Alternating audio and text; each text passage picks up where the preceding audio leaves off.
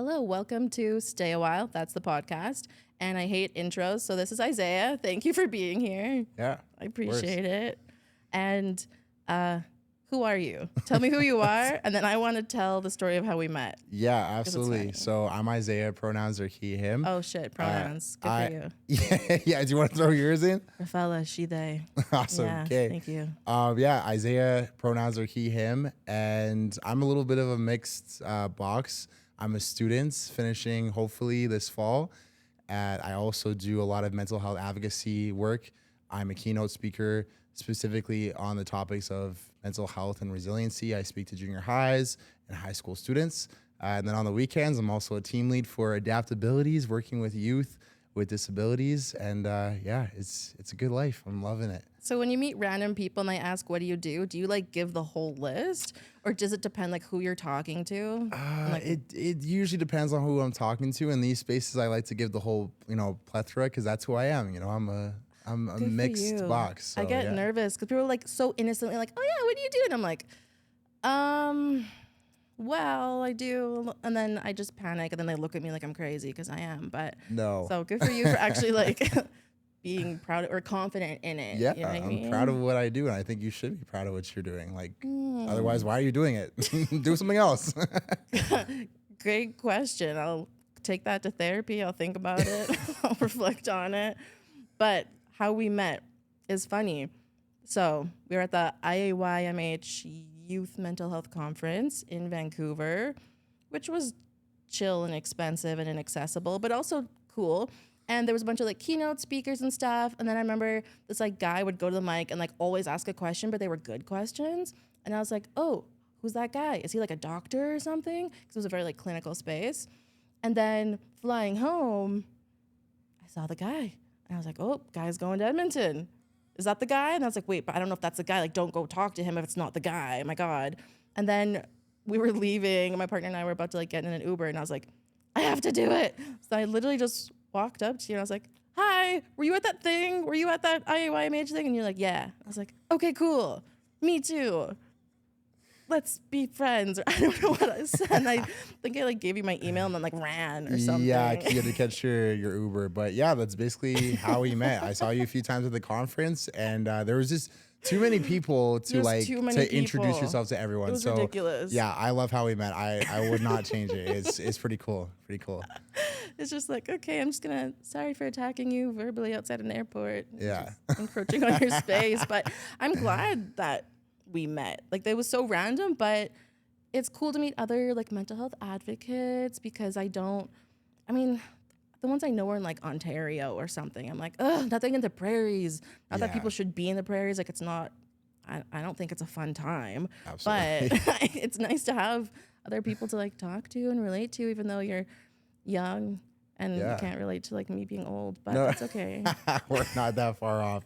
No, I mean, like being a mental health advocate can be really lonely.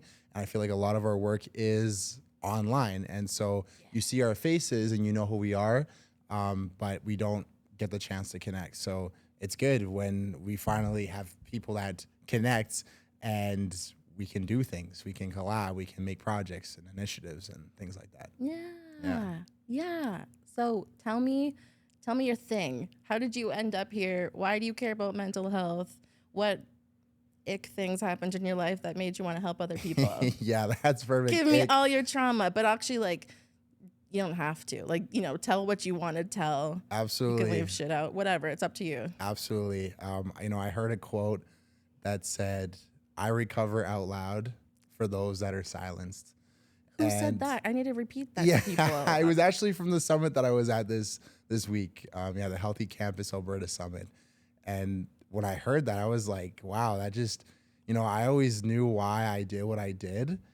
Can you say it again? I'm sorry. I need to repeat it. I hope I'm saying it right. I don't care. It's really, whatever you're saying is still good. Yeah. So, I recover out loud for those that are silenced. Those that are silenced and trying to recover and can't. So that is so good. Yeah. Oh, I'm stealing that for sure. Thank you for saying that. It's not even mine. It's not even you mine. stole it. I'll steal it from you. It's a circle of life. Yeah. But that's truly why I do what I do. And I love how you said it, the ick parts of my life. And, I think things got icky before I even really was aware of it. When I was in high school, I was very focused on athletics and academics. I was a football player for 14 years.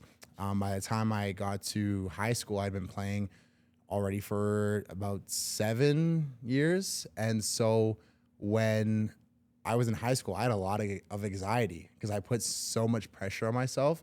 And lots of people will be like, was it your parents? Like, who put That's what that I'm saying. I'm like, pressure yeah, on was it you? like, was any of it external? I honestly, I can't say that. Like, no one put pressure on me. No one told me I had to be a football player or had to go to school. I wanted to go to school and I wanted to go to university. I wanted to be a football player. So I just put that pressure on myself. And even up to the point that I got to high school, I had no reason to be anxious. I had been very successful. And it's funny because I didn't really go out of my way to say, hey, I want to be a football player. It was a friend that introduced me to the game and was like, hey, let's play together. And so I I I played. I put on the helmet and I didn't take it off for a really long time. But when I left high school is when everything blew up. So I got an offer in 2019 from the University of Alberta from Chris Morris himself, who is now the president of the Elks. I just love saying that because like I know that guy. It's a proud connection that I have in my life. And it was my one and only offer. I almost quit coming out of high school. I just didn't think I wanted to continue. But I did. I signed on that dotted line. And 2 months into the season, I got a concussion.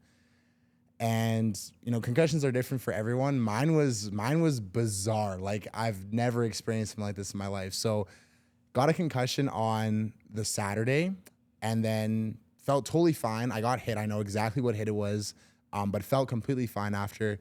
Sunday rolls around, didn't really feel anything. Monday, I go to class. I'm in math. And I mean, math is already confusing as it is, but I was in a different universe. Like I was confused. I was totally out of my body, kind of having that out of body experience. And I remember like not knowing what was happening around me and anything like that. Somehow I walked myself to the hospital and they asked me for my phone number and address. I couldn't tell them any of that because I couldn't remember it. Um, but long story short, after, I got the help, I realized, oh, this is concussion.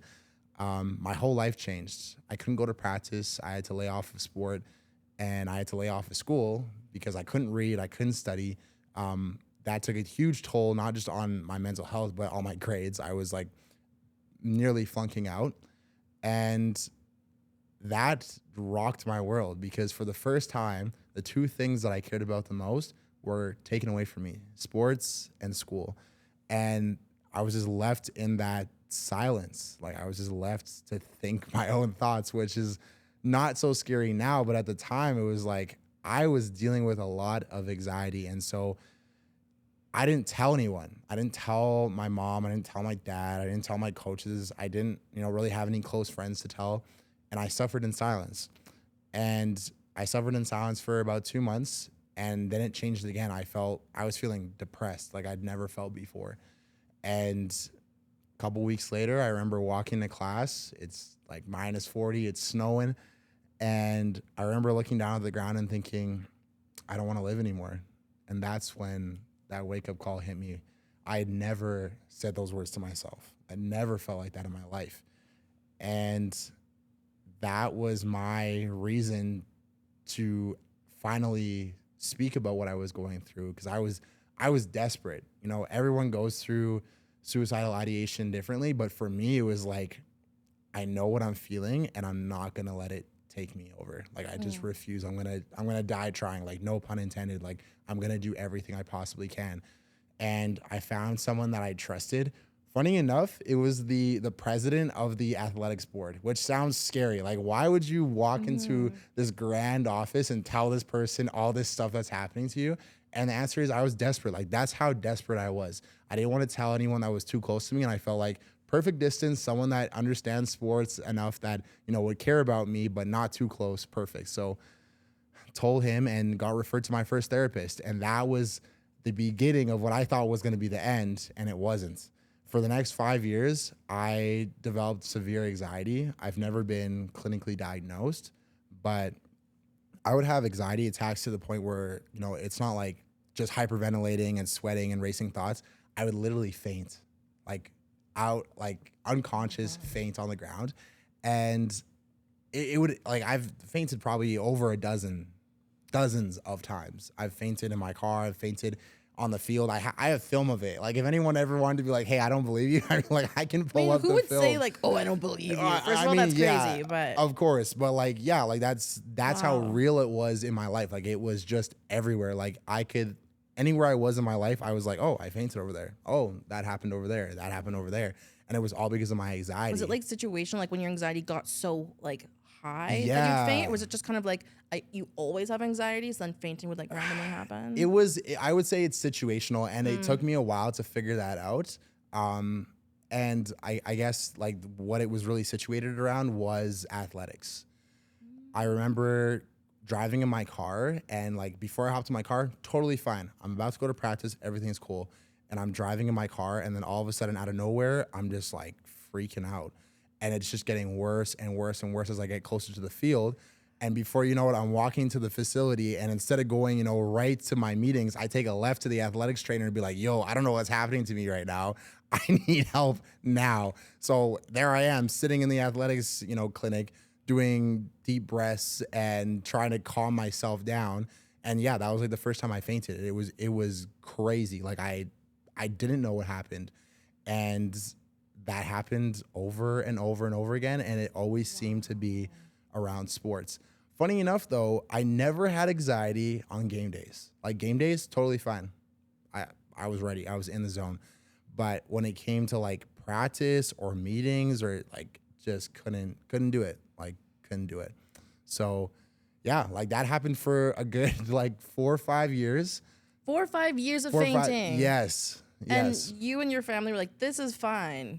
Well, I mean, I think by That's not really judgmental. I take that back. I'm like, okay, you just kind of like, this is happening for 4 to 5 Yeah, years. well, like Okay. that. I mean, at that point, it was hard to hide from my family. Like my partner knew and my mom knew, and they knew it was my anxiety, but like they were learning just as much as I was. I didn't know anything about mental health. It's the reason why I got so like avid about it. It's the reason why I joined jack.org and became a speaker and all those things and talked to youth about mental health, because I was like, if I didn't know about it, how many other people don't know about it? So yeah, I just started speaking about it. And it's, as much as it was like I was doing something to impact someone else's life that may be struggling, I was also healing.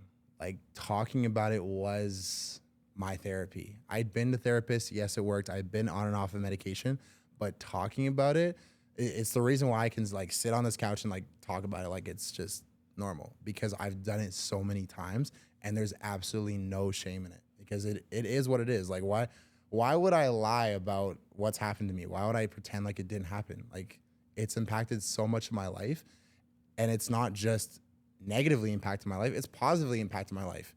Like the connections that I've made, the skills that I've learned emotionally, like emotional intelligence, like those are tough skills that, yeah, I learned them the hard way, but hey, I learned them, and I'm super, super grateful for them. So yeah, just to like, I guess, wrap up the story. I've been telling my story like this. So October 31st was the last day, or October 31st of 2023, more specifically, was the last day I was an athlete. And November 1st, 2023, I got really lost. Like I was absolutely lost. And the reason why I say I was lost is because for the first time on that November 1st, I could no longer walk up to someone and say, hey, my name is Isaiah. I play for the, because I wasn't an athlete. My whole identity was wrapped up in athletics. I've been an athlete for 14 years. I put all my pride and all of who I was on plays and tackles and awards, right? So when I left, it was like I had to figure out who I was. Like I didn't know who I was, and that took, I'd say it took me a good year to finally figure out like what I wanted to do and see that there's a life after athletics. And it's funny, we're all like, as athletes, I feel like we're warned about it. It's like I was writing in my journal and thinking about the times when your coach is like, yeah, I remember when I was an athlete, just enjoy it while it lasts.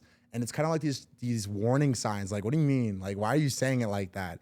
And it's because they know. They know that when it's done, it's done. Like there's no going back. And the pain that you feel, especially for those athletes that have been playing for so long, it's a huge hole that's just left. Like you can't.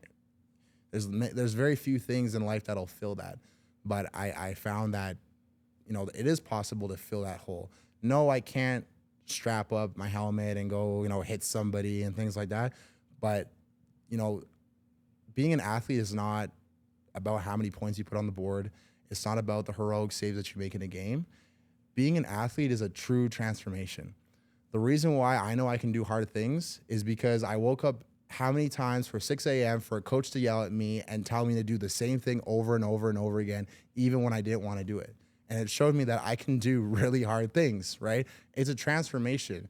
It's why, for a while, yes, I loved the game, but I loved training. And that's because it was a process. I loved the process. And every good athlete, like NBA, NFL, they will tell you, you got to fall in love with the process if you want to be good. So yeah, that's my long-winded story, but that's where we're at today. That's where we're at. Thank you for sharing that with me. I feel like I just watched your life. Yeah. But my question is, I understand what you're saying of like, okay, you're no longer an athlete. You've like tied your identity to that, perhaps your self-worth. I don't know, not putting words in your mouth. Yeah. Who were you before you were an athlete? That's a great question. And, it's hard to think about that. I started playing sports when I was 7 years old. So I don't know. How many things do you remember after, like before Unfortunately, 7? way too much. Yeah. Okay. There you go. Okay. Maybe that's a bad question. Maybe some people remember a little too much, but like, I don't remember. Like, I really don't remember. I could say like, yeah, I was a shy, quiet kid, but like, I don't know like what my interests were or what I did. Like, I don't know what I did. I don't know who I was. And that's why I think it's like the hardest for athletes that have been playing for so long, because that's literally all they know. They grow up in a family that's watched the sports that they play. They're going to games all the time. They're most likely multi-sport athletes. So they're like, their whole life is sports. So yeah, I don't know. That's a great question. No, that makes sense because you were so young when you started. I was just thinking, yeah, that was just interesting. Like, okay, like, yeah, how did you feel like pre-athletics? And like, I really resonate with what you're saying about like you threw yourself into sport, you threw yourself into school, kind of like overachieving perhaps, Yeah. that I very much relate to. And so for me, it was like overcompensating because I thought I sucked and that I wasn't enough, undiagnosed, untreated ADHD. And so I had to like be perfect or like prove myself in the world. Which is interesting. So I hear also how deep it is when that's taken away. The concussion, you can't do school, you can't do sport. Like, that's huge, especially if you've tied any part of your identity or yourself to those things. I'm just reflecting. Also, your story about how you even found out about mental health is so similar to mine. I didn't get a concussion. I didn't play football. But the whole like physical symptom thing, and you're like, what the hell is wrong with me? Yeah. Like, did you have to like go to a bunch of doctors and be like, what's happening? Or did you know like, oh, this is anxiety from like the get-go? Good question. I think the beginning was more so my symptoms were depressive. So I knew it was depression. Okay. Yeah, I would say to reiterate, the anxiety really came after COVID. And I know lots of people are going to be like, well, duh, it happened after COVID. Was it totally related to COVID? Yeah, of course. I'm not going to say that's not a factor. But I feel like after COVID, that is when like I got the chance to start on the team, to be a really active piece. And that's where all the pressures started to come in. So I feel like it was a lot of external pressures. But I know for my anxiety, like when I was fainting, I would say, I don't know whether to call it a small piece of me or a big piece of me knew that I was fainting because of my anxiety. But because I was an athlete, I had to make sure like it wasn't like my heart or anything like that. So Yeah. yeah, I went to doctor, and usually these doctor visits were not they were not appointments. They were ambulance visits because I would faint, Ooh. and then it's like, hey, well, this is a perfect time to That's check a out good what's way to going get on. in nice and fast. Yeah. Faint. So, but yeah, I've done like 24-hour ECGs and it's like try to figure out if my heart had any issues. And yeah, my heart was fine. So like after I did all that testing, I was like, there's no doubt in my mind, it's anxiety. So I just had to accept it. And when I started to accept it, I don't want to say it got better, but it just became a little less blurry. Like I knew what I needed to work on. I didn't need to like shove pills down my throat for my heart. It was like, no, maybe I need to shove a couple, love bugs down my throat and show myself some compassion every now and then. That so I'm was not, so cute. yeah. I love that. I have a really hard time being compassionate with myself. Yeah. How do you do that? Are you good at that? You seem like, Oh. I don't know, you just seem very like chill and like centered and like stable. Can you tell my wife that? I would love to. Yeah. I feel like that, like lots of people will tell me that, like, yeah, you seem like you got it all together. Yeah. But I feel like yeah, okay. I'm like really good at masking. I feel like I'm very good at masking. And I feel like I got really good at it with my anxiety because I don't know, I don't want to say that I can control my anxiety, but it was like if I was having an anxiety attack and I knew I just had to last like the next 50 minutes before I could be in private, I could hold it together. And then as soon as that time was done, it's like, okay, I'm going to faint in the bathroom. So see ya. Right. Oh my so, gosh. yeah, I've just been able to mask it. But I think also it's hard to be compassionate to yourself from an athletic point of view because it doesn't happen very often. It's hard to tell yourself, hey, give yourself some rest because you can't rest in practice. You can't rest when you have physical demands on your body and when coaches have expectations of you. So I feel like compassion is still something that I struggle with even today. And I find it's, for an example, like when I still work out a lot. Like I work out like 6 days a week, and it's hard for me to say to myself, hey, like you're not feeling well today. It's okay. You don't have to go. No one's going to yell at you. You're not getting cut from any team because you're not on a team anymore. Right. So yeah, it's still hard. And I think it will always be hard. Like, I don't think I'll get to a place where it's like, yeah, it's easy just to love myself, because there's always going to be that drive in me to push myself. And I wouldn't want to lose that. Right. Cause that's why I get up in the morning. Like I drive, like I grind, I put in the work, and I love it. But I think it's finding that balance. I think that's what I think is possible, finding a balance between pushing yourself, but also being compassionate. Okay, literally, that's what I was talking about with my therapist because I'm like really hard on myself. Yeah. And she's like, okay, what would happen if you were nice? I'm like, well, maybe I wouldn't accomplish the things that I want to do if I'm just like, it's okay, Rafaela, peace and love. You don't have to do it. Then maybe I won't do all the things, that I'm passionate about, that I have to push myself to do. Yeah. And so it's like, I have to be hard on myself. Otherwise, what if, I sound like, what if I'm just like mediocre? What if I just give up and I just live like a normal, boring life? Like that would suck. I think a lot of people deal with that. I was actually like struggling with the same thing this week. And this week it just hit me. What if I just gave myself permission to fail? Like, what if I just allowed myself to fail? And that sounds like, oh, you're lowering your standards. Why would you do that? But it's like, no, like, what if I got to a place where I was no longer afraid to fail because I gave myself permission to fail? Would I strive that extra mile that I need to succeed, right? Because I feel like everyone is very close to succeeding, but it's like that extra little bit that they don't push because they're scared. Because if they push that little bit, then it's really embarrassing if they fail. But I feel like that's what it takes. Like if there's one thing that I've learned from athletics is you got to go all in. Otherwise, you deserve to lose. Like, it sounds really harsh, but if you don't like selling a product, like if you didn't believe 100% in what you were selling, if it was a product, why would anybody else buy it? Mm-hmm. So yeah, like to you and to viewers, like give yourself permission to fail. Like it's okay to fail.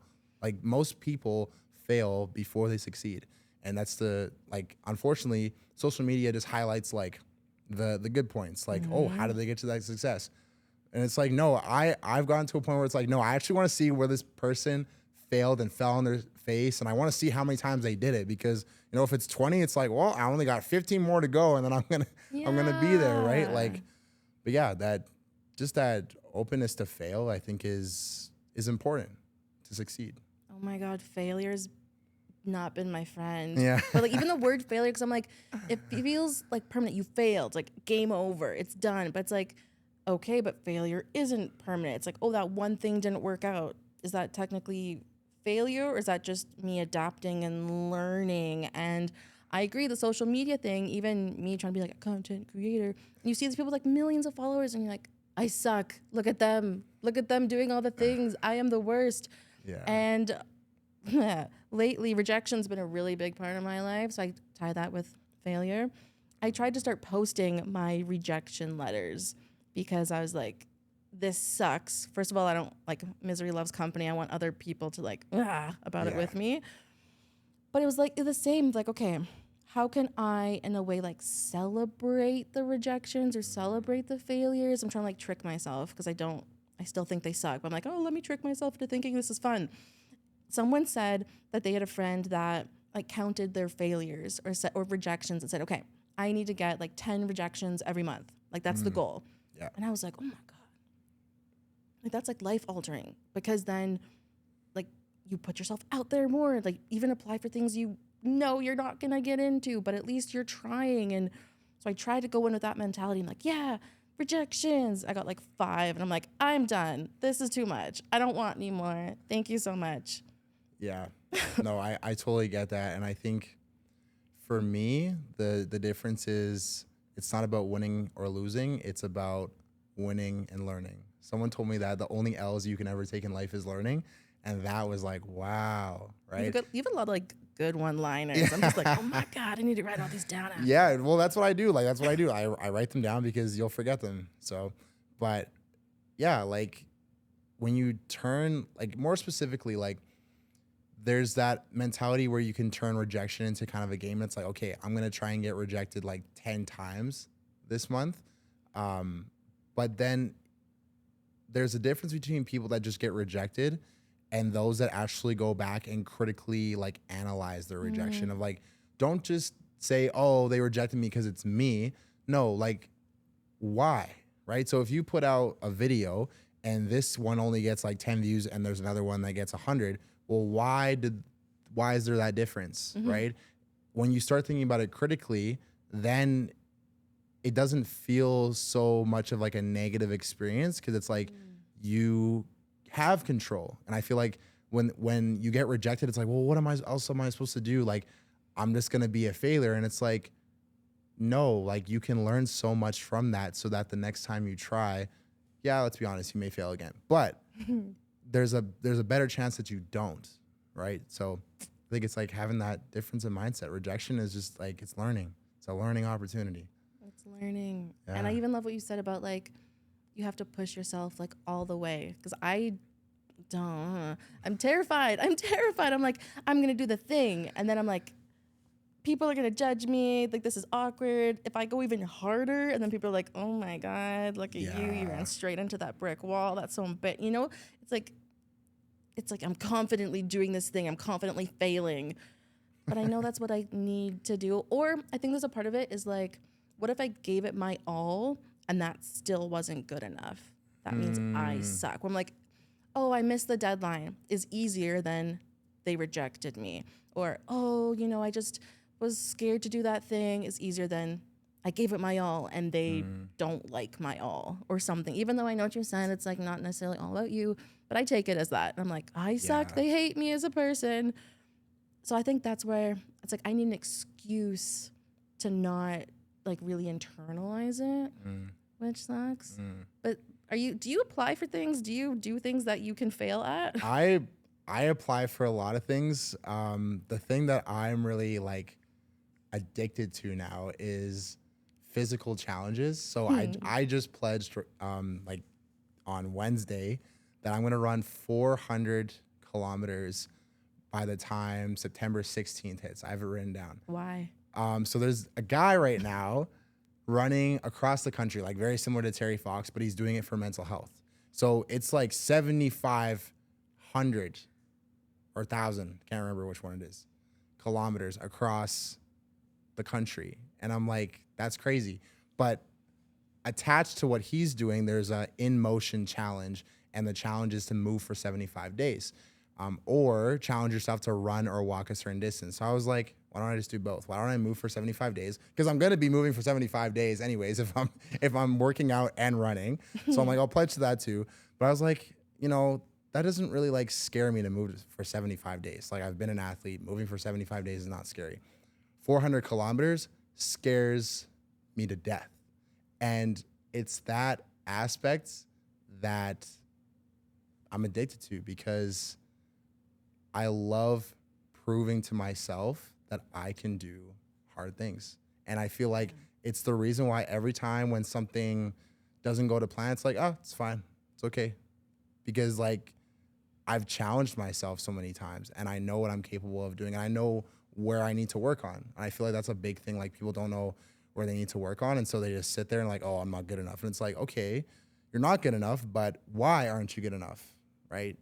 So that's just how I take it. It's my perspective. What I'm Even like just listening to you, you do seem very, like sure of yourself. And like, yeah, it's okay to fail. I can do hard things. You seem so, I don't know, chill. But then you say it's so much is masking. So how much do you mask even now? Ooh, that's a good question. And how do you unmask? Yeah.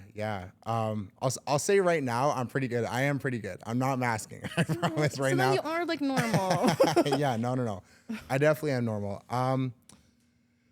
I try. I say that because I'm not normal. I just want to clarify. It's No. like you're like, I'm like, oh, you're like a normal human. Normal Can't relate. is I could go into that, but I'm not going to. Normal is a whole abstract thought. But no, in terms of masking, no, I still have like really bad days, 100%. I think what the difference is I'm just quicker at bouncing back, because there'd be lots of times where I would get down and I'd be down for a really long time, and now it's like I still allow myself to be down, because I never think that you should just like, it's not about bouncing back or bouncing back quickly, because that's not the point.